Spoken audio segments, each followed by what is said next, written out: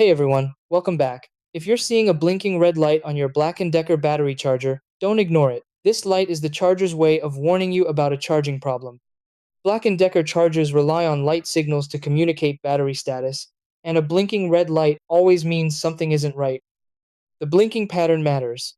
A fast blinking red light usually means the battery itself is faulty or no longer holding a proper charge, which often means replacement is needed.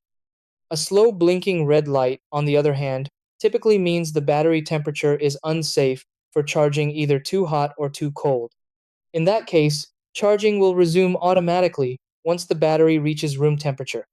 To troubleshoot, start by checking the power source. Plug the charger into a different outlet to rule out electrical issues. Next, inspect the charger and battery terminals for dirt, corrosion, or damage, and clean them gently if needed. If the battery feels hot or extremely cold, let it sit indoors until it stabilizes. You can also reset the charger by unplugging it for a few minutes before trying again. If the red light continues blinking after all these steps, the battery or charger may be defective, and contacting Black & Decker support or using the warranty is the safest next move.